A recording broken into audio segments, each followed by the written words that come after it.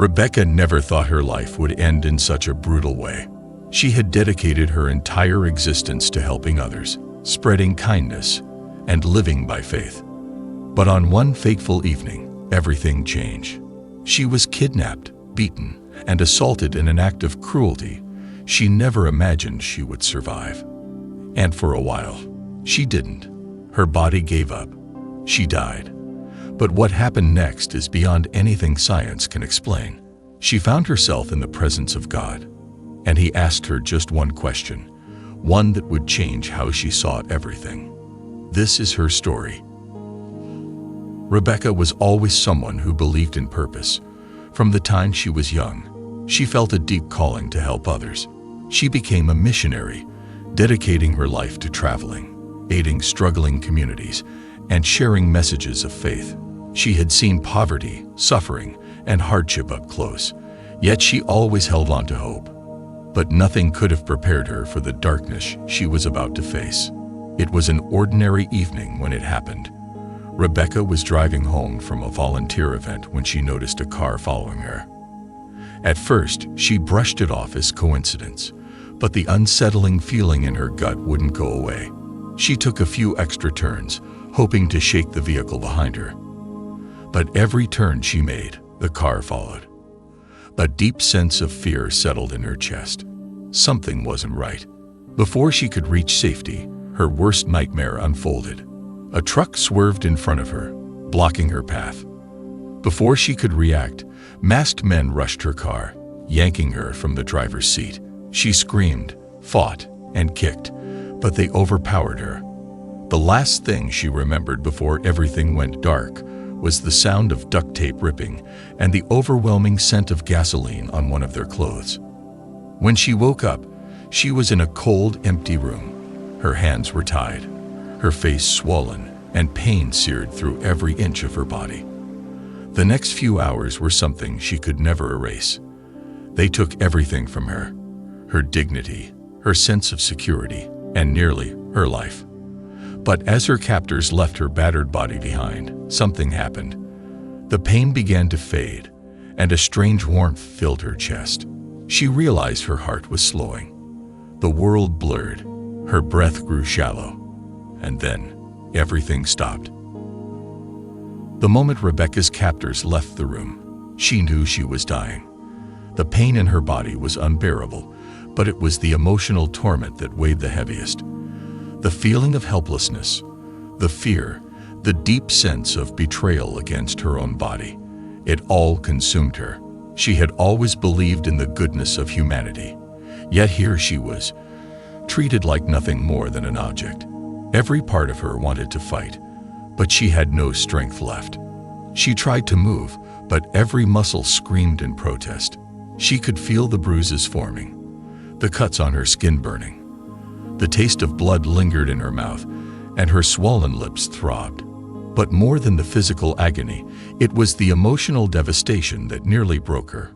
Rebecca had spent her entire life trying to bring light into the world, yet she had been thrown into the deepest darkness. Tears blurred her vision as she thought about her family, her friends, the people she had helped. Would they ever know what happened to her? Would they search for her, only to find nothing? The thought of being forgotten, of her life ending in such a cruel and meaningless way, crushed her. She had always believed that suffering had a purpose, but in that moment, she felt abandoned. As the minutes passed, her breathing grew weaker. A heavy stillness settled in the room. She could feel her body shutting down, her consciousness slipping away. She wasn't afraid anymore. She was exhausted. Her eyes fluttered shut, her heartbeat slowed, and then silence. The instant Rebecca took her last breath, something unexpected happened. The pain vanished. The fear disappeared. She felt light, as if a tremendous weight had been lifted from her soul. The cold, dingy room was gone. The darkness that had surrounded her moments before had been replaced with the most radiant light she had ever seen. It wasn't harsh or blinding. It was warm, inviting, and filled with an overwhelming sense of peace. For the first time in hours, she felt safe.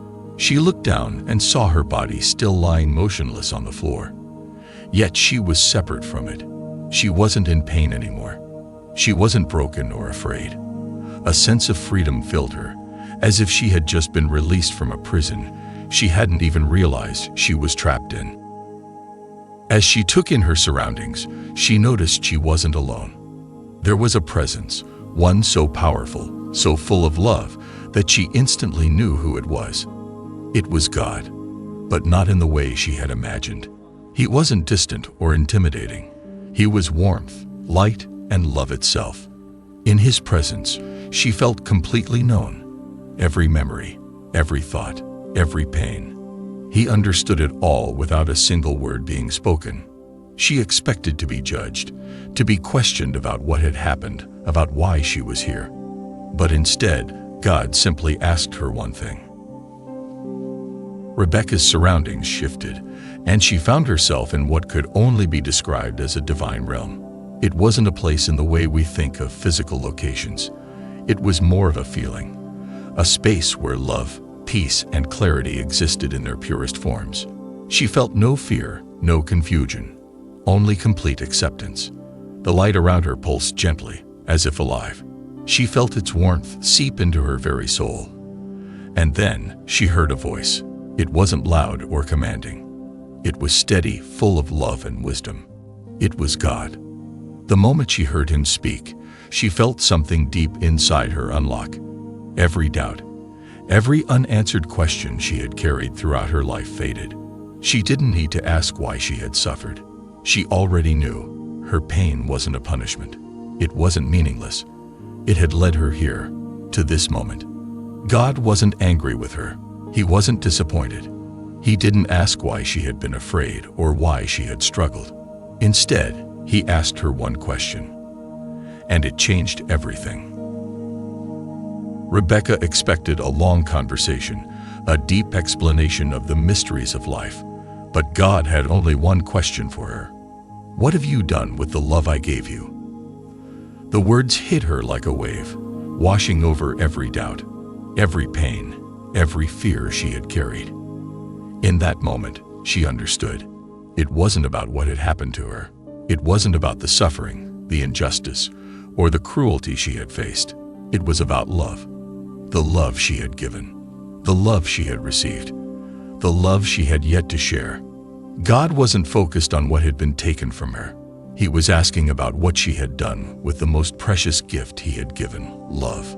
In that instant, her entire life made sense. She saw the moments where she had made a difference, where her kindness had changed lives. But she also saw the times she had held back, the love she hadn't shared. And she knew, more than anything, that she had to go back. As Rebecca stood in the presence of God, His question echoed in her soul. What have you done with the love I gave you? Before she could respond, she found herself surrounded by vivid scenes, moments from her own life. She wasn't just watching them. She was experiencing them again, feeling every emotion as if she were living them for the first time. At first, she saw the highlights of her missionary work, the times she had helped those in need, the children she had cared for, the communities she had uplifted.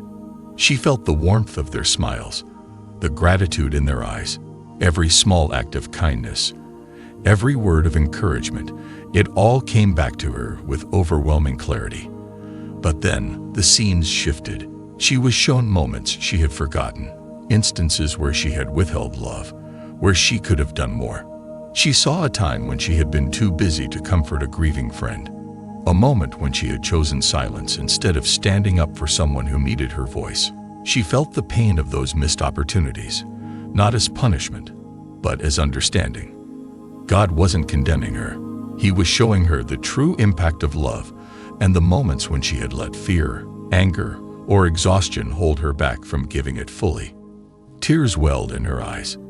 She had always believed she was living a life of purpose, but now she saw that love was the only true measure of a life well lived. And in that realization, she felt a deep, undeniable truth. She wasn't done yet. Just as Rebecca was beginning to grasp the depth of her life's meaning, the visions changed. She was no longer looking at her past, but at the world as it was and as it could be. She saw cities filled with both division and unity, as if the world was standing at a crossroads. She saw America in 2025, struggling yet full of potential. She witnessed people filled with frustration, uncertainty, and fear, but also a movement of hope growing among them. Communities were coming together in ways they hadn't before. People were realizing that their greatest strength wasn't in their differences, but in their shared humanity. It was as if God was showing her that the future was not set. It was still being written by the choices people made every day. She saw people rebuilding after disasters, not just physically but emotionally and spiritually. There were natural calamities, political tensions, and economic struggles, but amidst it all, there was kindness, resilience, and faith. People were turning back to prayer, to each other, to the very love that God had been speaking about. It wasn't about a single leader or a single moment. It was about millions of small choices made by ordinary people. Rebecca realized that the world wasn't doomed, nor was it saved. It was at a tipping point, and every act of love mattered. Among the many visions, Rebecca was shown America's leadership, not through a political lens, but through a spiritual one. She didn't see debates or elections. She saw the heart of a nation trying to heal, trying to find its way forward after years of division and turmoil. She saw the new president not as a savior, but as a person striving to lead in a time of uncertainty. The leader was not perfect, not without flaws, but deeply aware of the responsibility placed upon them. The challenges ahead were great: economic struggles, international tensions, and a divided nation. But Rebecca saw that the greatest challenge wasn't political, it was personal. The fate of America wasn't resting on one person's shoulders. It was in the hands of its people. God was making it clear. Leaders could only do so much. Real change had to come from the hearts of the citizens. The new leader had a role to play, but the true transformation would come not from policies alone, but from people choosing love over hate, kindness over division, faith over fear. Rebecca saw images of communities taking charge of their own healing, stepping beyond politics to help their neighbors.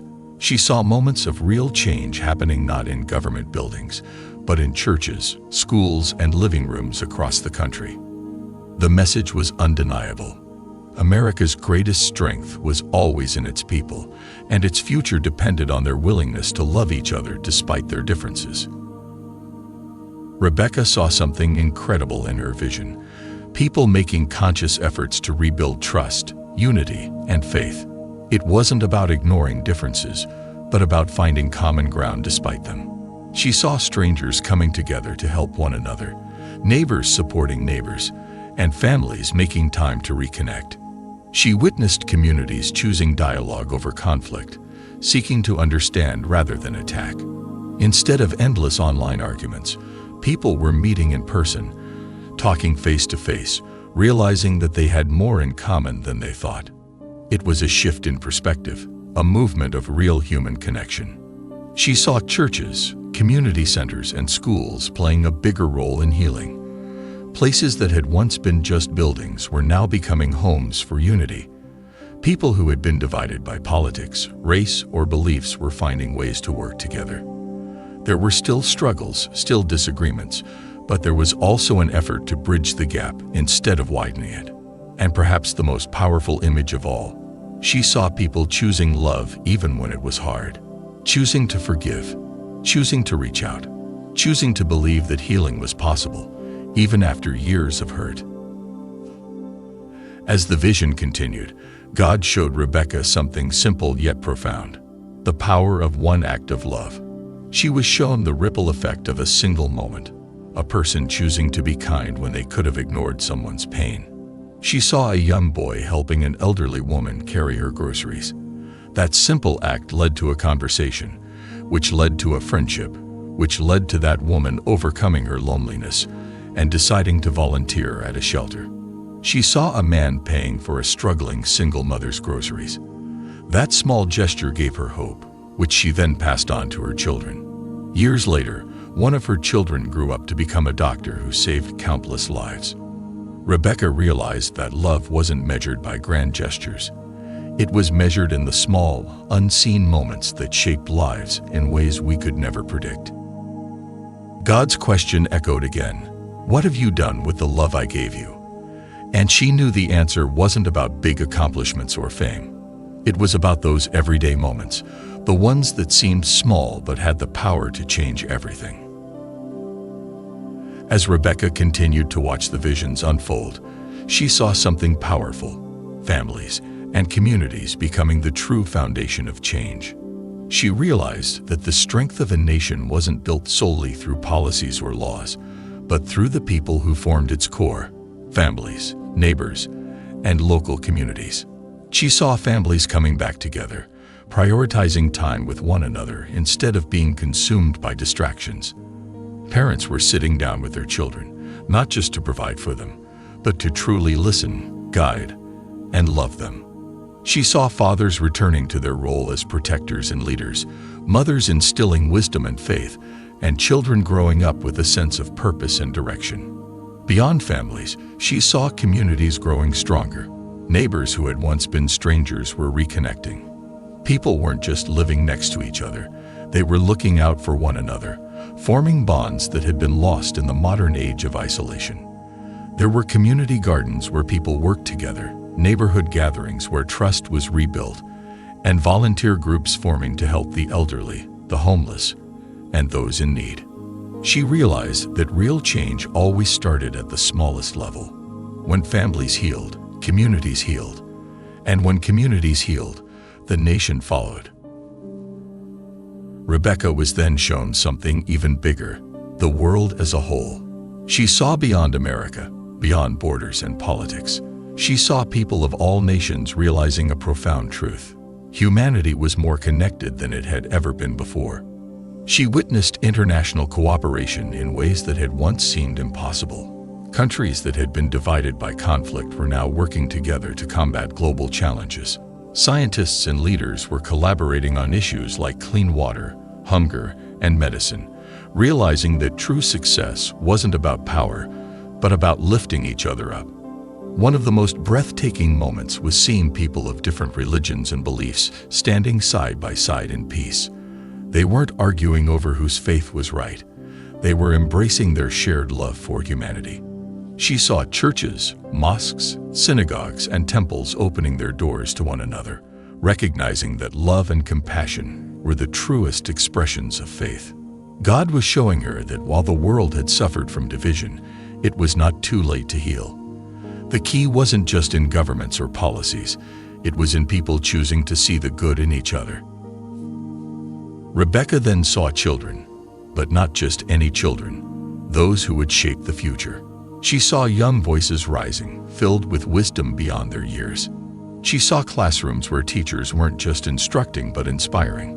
Schools that had once been overwhelmed by negativity were transforming into places of hope, where children were being taught not just academics, but compassion, critical thinking, and responsibility.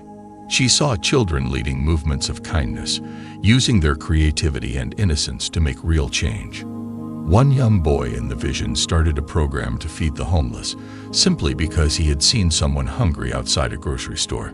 That one act inspired an entire city to take action. Jesus whispered to her, "The future belongs to them. Guide them well." Rebecca understood that the greatest responsibility of this generation was to prepare the next, not just with knowledge, but with love, faith, and purpose. Just as Rebecca was filled with hope, the vision darkened. She was shown what could happen if people ignored this message, if they allowed division, fear, and hatred to win. She saw communities falling apart because people chose comfort over compassion. She saw families drifting away from each other, too busy with their own lives to invest in the next generation. She saw nations growing more selfish, ignoring those in need because it was easier to pretend suffering didn't exist. The most chilling vision was of a world that had forgotten love. Technology had advanced, but people were more disconnected than ever. Faith was seen as unnecessary. Without love, without kindness, humanity was crumbling. She heard God's voice again. "This is not set in stone. The choice is theirs. Rebecca realized that the future wasn't predetermined. It was shaped by what people chose to do right now. If they ignored the call to love, they would lose everything. But if they embraced it, the world could be brighter than ever before. Rebecca then saw something beautiful, a vision of people turning back to faith, to prayer, and to God.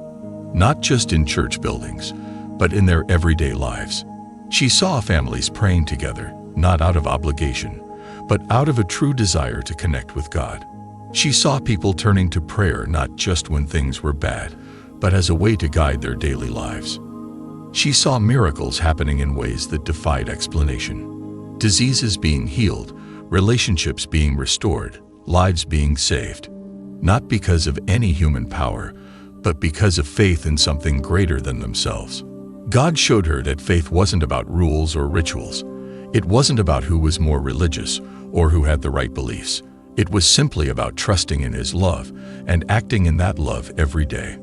As Rebecca watched this final vision, she knew she had to go back. She had to tell people what she had seen. She had to remind them that love was the answer, faith was the foundation, and every choice they made mattered. As Rebecca's vision continued, she was shown something beyond human comprehension, the power of miracles. But they weren't what she expected. She had imagined miracles as grand, supernatural events, but what she saw was different. She saw a woman in a hospital room, surrounded by doctors who had given up hope. Her family prayed around her, refusing to accept defeat.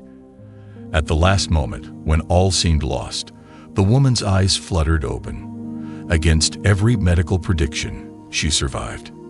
The doctors had no explanation, but Rebecca knew faith had moved something unseen. She saw a man who had spent years in prison, hardened by life, filled with anger. But one day, someone showed him kindness, a letter from a stranger telling him that he was still worthy of love, that his past didn't have to define his future. That single act transformed him. Years later, he was out, working with troubled youth, making sure they never made the same mistakes he did. She saw a starving child receiving a meal from a volunteer, a woman getting a job after struggling for years, a broken family reuniting after decades of pain. These were the miracles, the everyday moments where love changed everything. God's voice filled the space around her. Miracles happen when love is put into action. The greatest miracles are not in the extraordinary, but in the ordinary moments when people choose kindness, faith, and hope. As the visions began to fade, Rebecca felt something pulling her back. The warmth of the divine presence began to withdraw, and a deep sadness filled her. She didn't want to leave. The peace, the love, it was unlike anything she had ever known. But then she saw a different vision. Her family, devastated, searching for her. Her body, lying in a hospital bed, still battered but alive.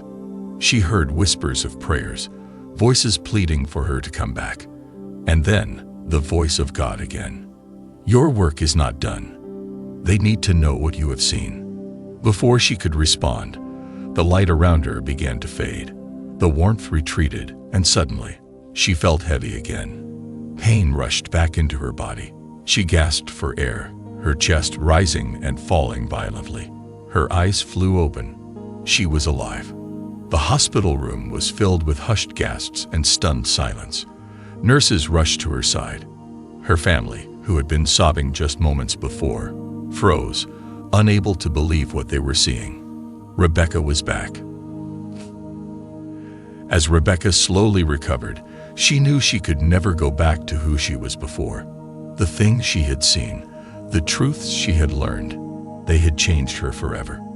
She was no longer just a woman who had survived something terrible. She was someone with a message that love was the most powerful force in the universe, that every act of kindness had a ripple effect, and that the future of the world depended on how people chose to love each other. At first, she struggled with how to share her experience. Would people believe her? Would they think she was crazy? But she remembered what God had told her. They need to know. That was all that mattered. So she began speaking, first to her family, then to small groups, then to larger audiences. The more she spoke, the more people listened. Her story wasn't just about what she had seen. It was about what others could do with that knowledge. People began to change. She saw strangers helping each other, families reconnecting, communities healing. She realized that even if people didn't believe her vision, they couldn't deny the truth of what she had learned. Love changes everything. But Rebecca also carried a warning. In her vision, she had seen what happens when people turn away from love. If people allowed fear and division to rule them, if they stopped seeing the humanity in one another, the world would fall into darkness. She remembered the coldness she had seen in one part of her vision, a world where people chose greed over generosity, selfishness over service, hate over understanding. It was a world where loneliness was everywhere, where people walked past each other without truly seeing one another. She spoke about it, not to scare people, but to remind them of their power. The future was not set in stone. It was shaped by the choices made in every moment, by every person. Rebecca pleaded with people, choose love, every single day. It's not about grand gestures. It's about the way you treat the people around you. That's how we save the world. And for the first time, she truly understood why God had sent her back. Rebecca's story wasn't just about an extraordinary experience. It was about a simple truth that had been forgotten. Love was the answer. Not money, not power, not winning arguments or proving who was right. Just love. She told people that the question God asked her was the only question that truly mattered. What have you done with the love I gave you? It was a question for everyone. What had they done with the time they had? Had they loved enough? Had they forgiven enough? Had they helped enough? Because in the end, that was all that mattered. Her story spread. People began to ask themselves the same question. They started choosing love in their everyday lives, and slowly the world began to change. Rebecca knew she had been sent back for a reason, not to live in fear, but to live in love. To remind others that the greatest miracle wasn't surviving, it was learning to truly live. And that is the message she continues to share.